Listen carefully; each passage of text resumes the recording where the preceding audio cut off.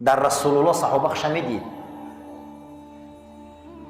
имрӯз ҳаминай азизо, тарбият бадай, тарбияо бадай.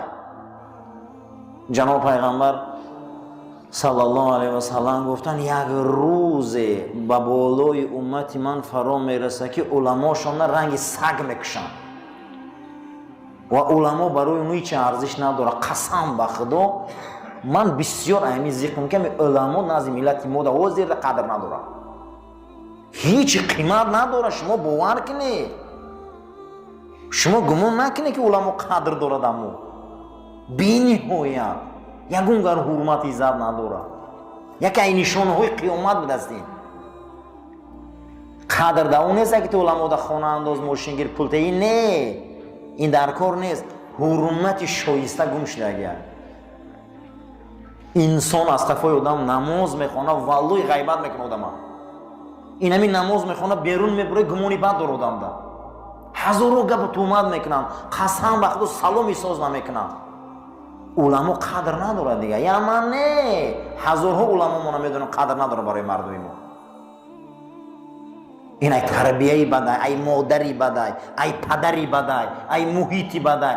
ҳаромхӯранд, ҳаром қалба сахт мекунад, ҳаром одама бераҳм мекунад, ҳаром ояндабиниро бад мекунад. одам ҳаромхӯр дилш сахт мешавад, ҳаромхӯр дуош қабул намешавад, ҳаромхӯр бераҳм мешавад. дига ба инора ҳазрати румӣ бо гуфтааст ки инора ба ҳоли хишон монем гуфта, ино гирганд. гирг ки дигар сайд ки наёфта ба ҷони дигараш меғалтанд. вақте гирга шикораш барор намегирифтааст, ба назар мекарда ки кадомуш заифанд, ба ҳама кас ҳамо дағат мекардастиянд, ба ҳамора мехӯрдиянд.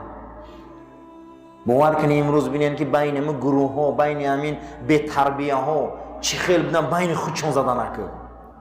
дигар ҳамин хеле карданд ки якдигарша нобуд доранд, якдигарша худшон маҳбасӣ кардастиянд, якдигарша аз байн бурдастиянд. барои чӣ? тарбият нест. акнун бояд замоне расидааст ки мардума тарбият бисёр кардан дар кора, ахлоқ зиёд гуфтан дар кора. мардум тарбият ёбад. хусусан калоно аз ёшои ҳозира бисёр зиқанд, худшон меган. ёшои ҳозира меган бениҳоят бемаза бачаон. тарбият азизо, тарбият кардан дар кора.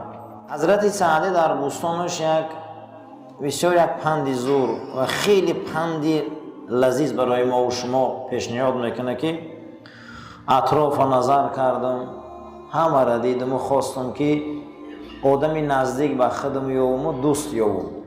ин бар дидам, ин бар дидам, ҳама тарафа дидам ва дар каломи худо дидам ки худо гуфта ки наҳну ақрабу илайка мин ҳаблил варид. ман барои шумо аз рагои дилтонам наздикам.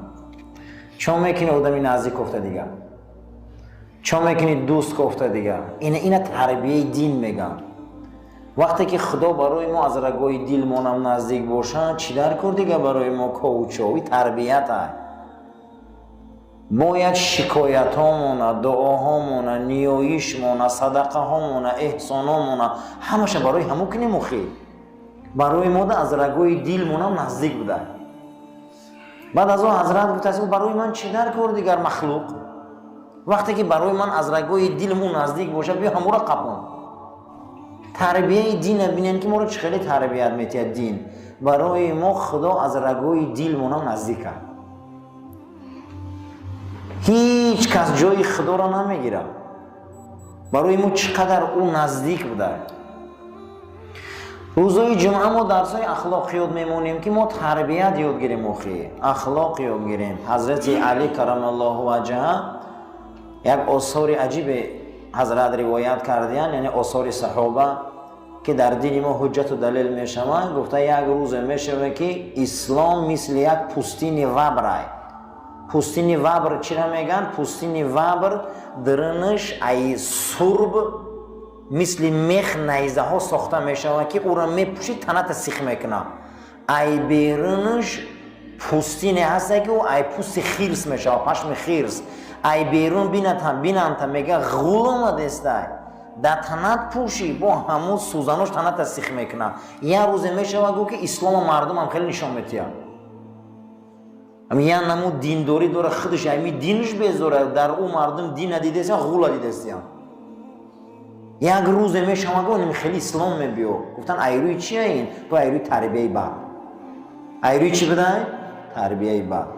تربیه بدی مسلمان اسلام رنگ غول نشان میده. تربیه بدی مسلمان اسلام رنگ خیرس نشان میده. هم خودش ایمو دین استفاده نمیبره، نمیتونه برده برای که بدنش سیخ داره، اما پوستی نه. بدنش سیخ کرده است. میگن زن تا سطر پوشان میترسه. میگن دایوس نشو میترسه سیخ داره شم. اما میگه که تو مسلمان نیست، میگه نه الحمدلله مسلمانم. این کارو نکن بدنش سیخ میکنه، اما پوسته. میترسه اون کارو کردن. دینش گفته است. اما بو میگه که اوخی بیوخی چی به نکاح میکنی باشم؟ نکاح همه قپا. نکاح برش همه قپا. اسلام در نظرش رنگی همه پوستینی مقداره. بدنش خروشیده است. نصفش قبول داره، نصفش نه. بیرونش مثل غول نشان داده است. یک تربیتایی که مردم نگاه میکنه اسلام همچون یک جاندار باری میبینه در بدنشان. حیرون میشن میگن یا اسلامش همین مسلمانیش. گفتن ای چی میشه؟ تربیه بد. اگر تربیت نکنیم برادرو، اگر این منبرو خب کنن، این منبرو تربیت نکنن، این منبرو مردم به سوی انسانیت دعوت، به سوی کاری نیک دعوت نکنن، انسان بسیار تربیه بد خیلی دین هم خیلی نشان میده. دین همین خیلی نشان میده. یک دوره بود که کلاسیکای ما سلاهای کلان، ریشای کلان، جلکای کلان، همین خیلی کلاسیکایی بودن که همون بزرگای ما کلانشون قدی دنیا را نقش بستن. بعد اندک بعد تربیتای اومد دیگه ای کجا سلاها رفت، ریشا تراشیده شد، به جای او جلکا کاستوم بروپوشی شد، یک نمود کارایی شد که انسان حیران میشود. تربیه را بینین که 100 ساله شاعرای ما را یک نمود نشان داد که از اون میبینی و از کلاسیک نفرت میبینی. کلاسیکای ما چه خیلی شخصیت ها بودن، کدام مدرسه ها را تمام کردن، کیا بودن اونها؟ هر یک اونها در 12 سالگی قرآن حفظ کرده بود. هر یک اونها در 12 سالگی قرآن حفظ کرده. تربیت میگن عزیزو، اینا تربیت میگن.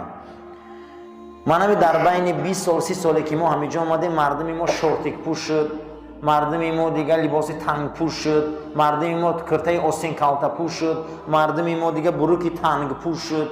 باور کن دم کریستیانو نمیموندن، خیلی آدم مورد مرکو کلانو نمیموندن. در همین وادی‌های قراتیقین در همین زمان شوروی میگه آدمای جنس پوش خیلی سلام نمیکردن. می دنبه و مویاش میتوف میگه اینا رو دور کنه، میگفتن اینو مقصد بسیار میگه گپای قبیح میگفتن کلاناش. اوز نه که خدا رحمت کنه، اوز بینه مایل جنس، اوز تنها دیگه لخ دریدگه لباسایی که ریشتاش بر روی زمین هست. خیلی اگر گپ خطا باشه باید خطا هست. یا سرپسکنی و یا کارو. این معنیش همینه که تربیت رو برغلط رفته است. تربیت کردن در جامعه را تربیت کردن در کنه که به سوی تربیت رسول بیایم. این شوخی نیست. به اخلاق کسی تربیت نداره اسلام بیزیو نشان میده. کسی تربیت نداره اسلام بسیار بدرفتار نشان میده. مردم خیال میکنن که اسلام هم خیلی است. برای همین اسلام تربیت در آینه نشان میده. آینه در نشان میده. یک بحث در مثنوی بین چینی ها و رومی ها. بین کیا؟ چینی ها و رومی ها. رومی ها گفتن ما بزرگه، ما اینه، ما دولت داریم، دنیا دستی ما بود. خیلی امپری رومش خودتان میدونه که چند صد سال دنیا را در زیر حمایه‌اش گرفته بود. ریم شرقی و ریم غربی همتون دولت های مقصد مرکز واتیکان ایتالیا را میدونید. کینوی گلادیاتور را تماشا کردگی هسته. مناظر عثمانی را میبینید.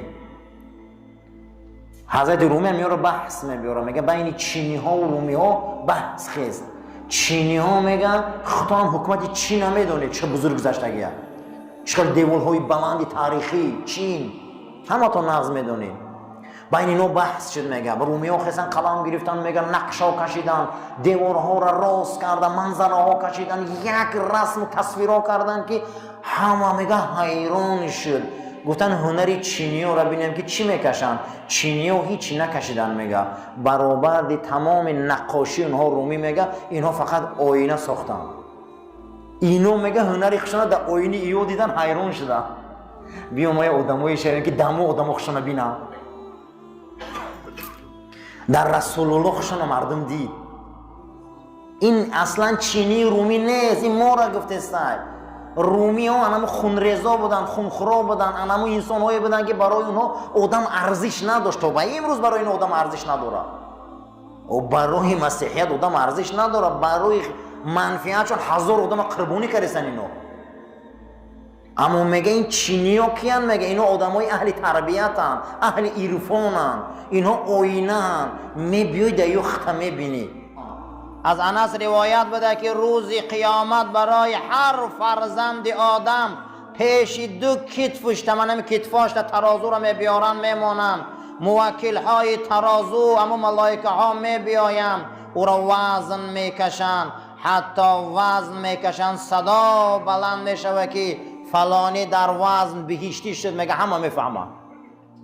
صدا بلند میشوه که فلانی جهنمی شد، همه میفهمه. خدای ما را صدامون به سوی جنت بلند شوه.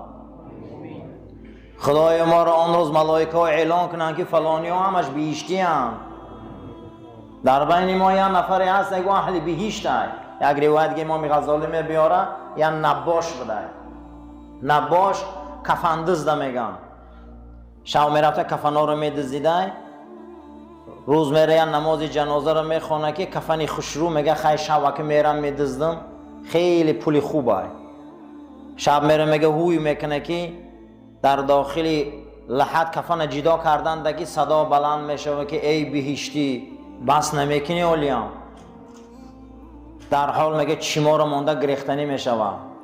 حتی که در زمان حضرت حسن بصری میگه رخ داده این کار.